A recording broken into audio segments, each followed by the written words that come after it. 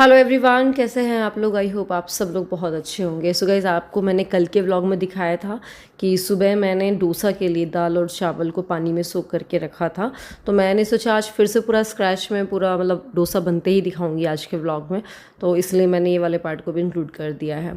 तो आपने देखा यहाँ पर सुबह के 10-11 बज रहे थे। मैंने 5 कटोरी चावल लिया। ये मोटे वाले चावल है, जो हम रेगुलर चावल यूज़ करते हैं खाने के लिए, वो नहीं है।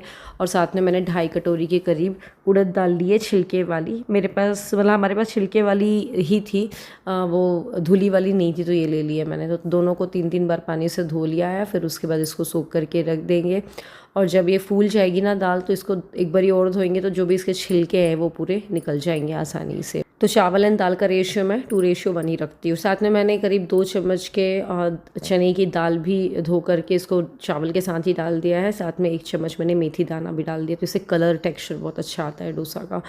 बस अब मिल रही हूँ मैं आपको रात को करीब 8-9 बजे, तो मतलब 7-8 घंटे तक के आप इसको भिगो करके रखिए, या 9 घंटे तक भी।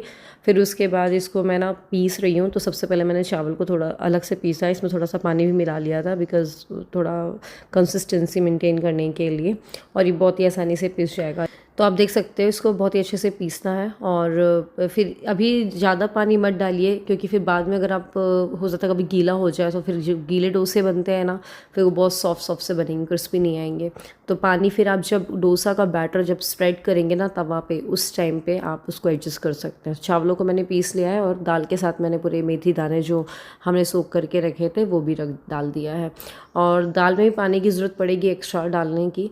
फिर जब ये दाल देखिए आप इस तरीके से फ्लफी सी होती है ये, तो इसको ना फिर मैं क्या करूँगी, हाथ से इसको अच्छे से मिक्स करूँगी कि जो चावल का बैटर है और जो दाल है वो दोनों अच्छे से मिक्स हो जाए। हाथों से करने से ये फ़ायदा होगा कि आपको समझ में आएगा, महसूस होगा कि हाँ कुछ लम्प तो नहीं है अंदर, और अच्छे से मिक्स हो गया कि नहीं हो गया है। तो मतलब ये आराम से 2 से 3 मिनट तो आपको लग ही जाएंगे एक सा मिक्स करने में, कि हाँ एक सा रनी बैटर हो गया है करके। ये थोड़ा ना मुझे गाढ़ा लग रहा था, तो मैंने इसमें थोड़ा सा पानी और ऐड किया था, और आप देख सकते हो ये बहुत ही अच्छे से मिक्स हो जाएगा। आप विस्क का इस्तेमाल कर सकते हो, बट मैं आपको सजेस्ट करूँगी हाथों से ही करने के लिए। बस इसके बाद मैं इसको 2 अलग अलग बर्तनों में रख लूँगी, क्योंकि ये फर्मेंट होगा तो फिर थोड़ा सा इसमें मतलब ये उठेगा, तो बर्तन कभी छोटा ना पड़ जाए इस वजह से। और इसको फिर हम अच्छे से ढक देंगे, और आराम से 8 से 12 घंटे के लिए इसको आप खमीर उठने के लिए रख सकते हो। मैं आपको मिल रही हूँ नेक्स्ट मॉर्निंग, तो आप देख सकते हो कितने अच्छे से ये फर्मेंट हो गया है।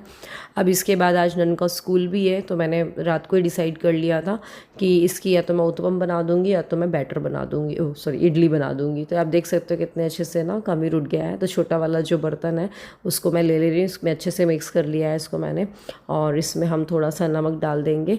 मैंने नन्नू से पूछा क्या खाएगी, उत्पम खाएगी कि इडली खाएगी, तो उसने बोला मम्मा इडली को फ्राई करके रख देना। तो बस घुला हुआ तो था ही, बैटर तो तैयार ही था, तो कुछ ऐसा कुछ खास करना नहीं था। फटाफट मैंने इसके इडली के मोल्ड में डाला, और इसको मैंने स्टीम कर दिया। और घड़ी की सुई से 7 मिनट तक की आप करोगे ना, बहुत अच्छे से ये मतलब इडली है जो बन जाएगी। मीनवाइल मैंने चाय भी बना दी थी अपने लिए और मम्मी के लिए।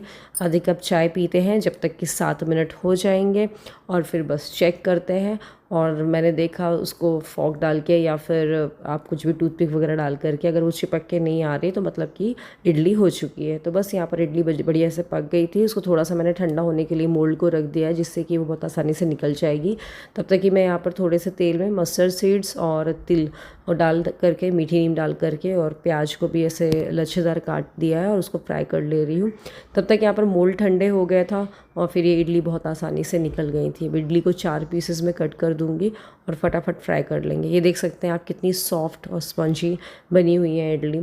और इस एक और बात बता दूं कि नन्नू को मैंने पूछ लिया था, वो खा करके भी जाएगी इडली को ही, तो उसको जल्दी से मैंने उठा दिया था। वो नहा वहा करके रेडी हो रही है। बीच बीच में उसको यूनिफॉर्म में जैसे टाई वगैरह लगाना, तो हेल्प करनी पड़ रही थी, तो मैं वो भी कर रही थी। बट अब थोड़ा बड़ी हो गई तो इतनी ज़्यादा अब उसके साथ नहीं लगना पड़ता, वो तैयार हो जाती है। अभी पिछले साल तक की ऐसा था कि एक एक चीज़ उसी करनी पड़ रही थी। बस नन्नू का टिफ़िन लगा दिया, वो चली गई है। इसके बाद मैं आ गई थी फटाफट सांभर की तैयारी करने के लिए। तो बहुत सारी आप देखो सब्जियां ले रखी है, जैसे कि प्याज हो गया, एक छोटा सा आलू लिया था मैंने, टमाटोज़ हो गया, बैगन हो गया, लौकी हो गया, और साथ में ड्रम स्टिक। तो ड्रम स्टिक को मैं उबालूंगी नहीं। वैसे देखिए अपना अपना तरीका होता है सांभर बनाने का। मैं तो ये बहुत जल्दी जो क्विक रेसिपी है वैसे बनाती हूँ। मतलब सारी सब्जियों को काट लिया, फिर तुअर दाल के साथ सबको बॉईल होने के लिए रख दिया कुकर में। बस 2 सीटी में वो अच्छे से पक जाती है। फिर इसके बाद जो ड्रम स्टिक है मैं उसको नहीं डालूँगी बॉईल होते वक्त, वरना वो बिल्कुल घुल जाएगी और अच्छी नहीं लगेगी। तो इसको मैं अलग से फ्राई करके, और जब हम सांभर पकाएंगे ना, मतलब कढ़ाई में जब मैं उसको फ्राई करूँगी तब मैं इसको डालूँगी। तो ये देख सकते हैं सारी सब्जियों को मैंने तुअर दाल के साथ डाल दिया है, और इसमें पानी डाल दिया थोड़ा ज़्यादा क्वांटिटी में, प्लस हल्दी, अमचूर और थोड़ा सा इसमें नमक, एंड साथ में थोड़ा सा इसमें गुड़ डालूँगी मैं। बस इसके बाद इसको हम बॉईल होने के लिए रख देंगे। आप चाहो तो इमली का जो पानी होता है वो भी डाल सकते हो। साथ में मैंने यहाँ पर मूंगफली की चटनी बना रही हूँ। मूंगफली धनिया पत्ती डाल दी थी मैंने जार में, भुनी मूंगफली थी। साथ में मैंने एक पैन में क्या किया था, फ्राई पैन में उड़द की दाल और चने की दाल को लहसुन और हींग के साथ, जीरा के साथ थोड़ा सा फ्राई कर लिया था। साथ में काला नमक, सफ़ेद नमक डाल दिया था, और चटनी भी ग्रीन वाली देखिए आप ये प्लेट में रखी हुई है, तैयार हो गई है। सौरभ आ गए थे ब्रेकफास्ट के लिए, उनके लिए फटाफट उत्पम बना के दे दिया था मैंने। और बस यहाँ पर फिर ये ड्रम स्टिक को फ्राई कर रही हूँ, और इसी पैन में ही मैंने तड़का लगा दिया था फिर सांभर के लिए। सांभर देखिए कितना अच्छा हो गया है। तड़के के लिए मैंने हींग डाला है, लाल मिर्च डाली है और मीठी नीम डाली है, और बस डाल दिया है सांभर को। थोड़ा सा ऊपर से सांभर मसाला डाला है। इधर मैंने आलू का मसाला फटाफट तैयार किया। बहुत जल्दबाजी हो रही थी पता, सुबह से ये सब कुछ मुझे 1-1.5 घंटे के अंदर तैयार करना था, क्योंकि आज आपको बता दूँ मंडे है, टिसुआ सोमवार बोलते हैं जिसको, चैत्र महीने का सोमवार है। तो आज जगन्नाथ जी की भी पूजा होनी है, और आज आखिरी सोमवार है चैत्र महीने का। तो आज 56 भोग भी लगना है भगवान को। मेरे को पूजा नहीं करनी है, और तो इसलिए मैंने जल्दी से ये सांभर और ये चटनी सब कुछ तैयार कर दिया। तब तक कि मम्मी बैठ करके यहाँ पर पूरा बेलने वाला जो काम था वो कर रही हैं। साथ में देखिए उन्होंने भी उड़द की दाल भिगो करके उसकी पूरियाँ बनाएंगी। भगवान को 56 भोग तैयार कर रही हैं मम्मी और स्मूली मिल करके। स्मूली यहाँ पर आटा वो कर रही है, सेक रही है आटे के हलवा के लिए, और साथ में मम्मी ने मालपुए भी बनाए हैं, देखिए आप गुड़ के मालपुए। तो ये सब मम्मी कर रही थी, फिर मैं नहा करके आ गई थी, और फटाफट मैं चाय पीऊँगी। सिद्धि मम्मी पेपा पिग लगा दो। पेपा पिग अभी नहीं आ रहा ना, इसी में ही आता है। पेपा पिग अभी नहीं आ रहा होगा, अभी पॉ पेट्रोल का टाइम है। तो मैं जब नहाने गई तो सिद्धि को भी नहला दिया था, और वो भी बढ़िया हेयर वॉश करके और टीवी देख रही है। अभी तो उसके 1-2 महीने की छुट्टी है। इनके सेशन जो है वो जुलाई से स्टार्ट होंगे। एडमिशन हमने बस कराने का पूछा था, तो उन्होंने बोला अभी सेशन स्टार्ट नहीं हो रहा, जुलाई से होगा, तो इसलिए अभी उसका 2-3 महीने रिलैक्सिंग मोड चल रहा है। तो ये देखिए पूरा 56 भोग लगा लिया है मम्मी और स्मूली ने। फ्रूट्स हो गए, ड्राई फ्रूट्स हो गए, पूरियाँ हो गई, पकवान हो गए, पापड़, नमकीन, बिस्किट, जितना कर लो उतना ही कम है। तो मम्मी और स्मूली वहाँ पर पूजा की तैयारी कर रहे थे। मीनवाइल मैं जो भी बची हुई पूरियाँ थी उनको तल दे रही हूँ। रूपा दीदी भी आ गई थी, वो बेलती चाह रही थी। मालपुए बचे हुए थे वो भी सेक करके किनारे किए।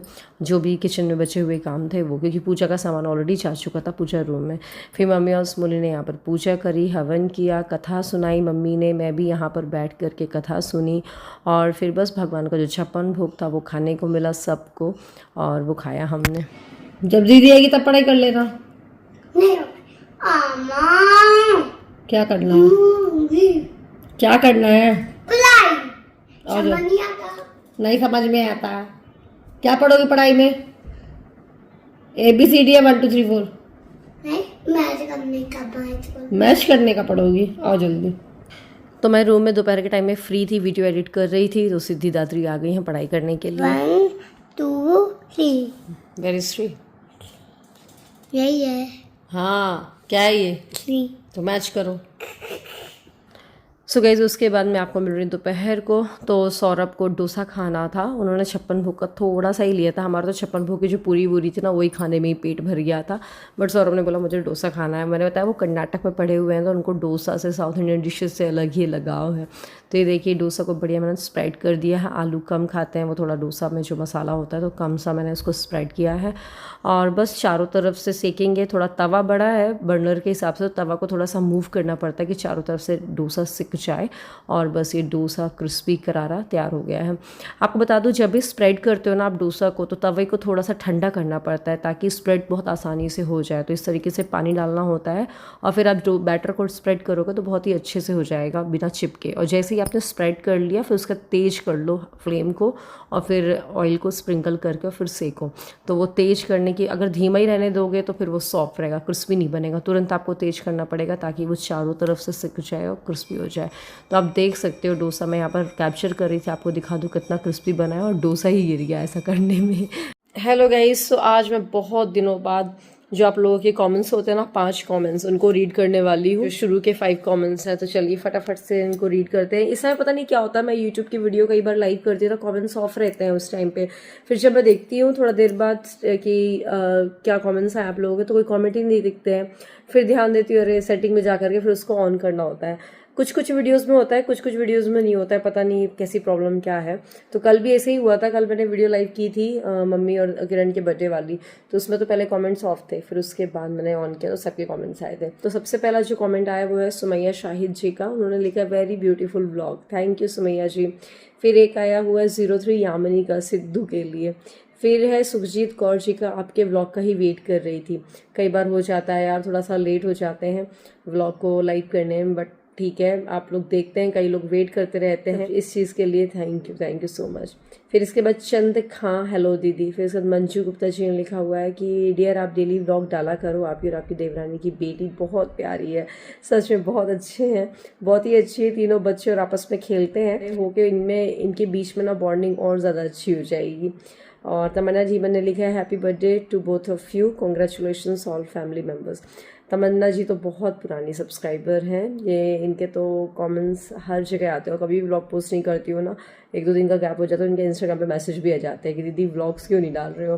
फिर इसके बाद सरस्वती CG ऑफिशियल, उन्होंने मैसेज किया है कि पूरे यूट्यूब की सबसे अच्छी और फैमिली व्लॉगर सोनल दीदी, थैंक यू सो मच। और उसमें 8 लोगों के रिप्लाई आए हुए हैं, राइट। सुप्रिया जी का, उपासना पांडे राइट लिखा उन्होंने भी, आरती गुप्ता, फिर लक्ष्मी इंडियन फूड रेसिपी उन्होंने लिखा सही कहा, दीपाली शिंदे उन्होंने लिखा सच में, अनुकुमारी जी सच में, फिर उसके बाद माधुरी सिंह उन्होंने लिखा है राइट, एंड मोनिका राज ने लिखा है राइट दी को देखकर ही अपने फैमिली में जो कजिन रहते हैं वैसी फीलिंग लगती है। बहुत बड़ा मतलब बोलना चाहिए कॉम्प्लीमेंट है कि मोस्टली क्या है ना, लोग अब आजकल न्यूक्लियर फैमिली में रह रहे हैं, और फिर ऐसे जॉइंट फैमिली देखना बहुत अच्छा लगता है। हम तो दोनों जगह रहे, मतलब आपको पता है शादी के 2-3 साल तक ही हम भी न्यूक्लियर फैमिली जैसे ही थे, मतलब इंदौर में गुड़गांव में रहते थे जब हम, लेकिन जब जॉइंट फैमिली में आए तो अच्छा लगा। बट हाँ, वो डिपेंड करता है, हर किसी को अच्छी फैमिली मिले, अच्छे इन लॉज मिले, कोई ज़रूरी भी नहीं है। बट लकीली मुझे दोनों देवरानियाँ, दोनों देवर, मेरी मदर इन लॉ, सब लोग बहुत अच्छे मिले हैं। फादर इन लॉ बहुत अच्छे थे, अगर आप लोग तो उनके व्लॉग्स में देखते तो बोलते, मतलब वो इतना ज़्यादा चाहते थे ना, उनकी कोई बेटियाँ नहीं थी तो सारा बेटी वाला प्यार दिया है उन्होंने मुझे। तो बट अफसोस उस टाइम पे मैं व्लॉगिंग नहीं करती थी, बट ठीक है जो भी है। बहुत अच्छा लगा आप लोग कमेंट्स पढ़ के। तो गाइज आज का व्लॉग को मैं यहीं पे ख़त्म करती हूँ। थैंक यू सो मच इतना ज़्यादा प्यार देने के लिए। व्लॉग अगर आपको पसंद आए तो लाइक करिएगा, शेयर करिएगा। मिलता है अगले व्लॉग में। बाय बाय, अपना ध्यान रखिएगा।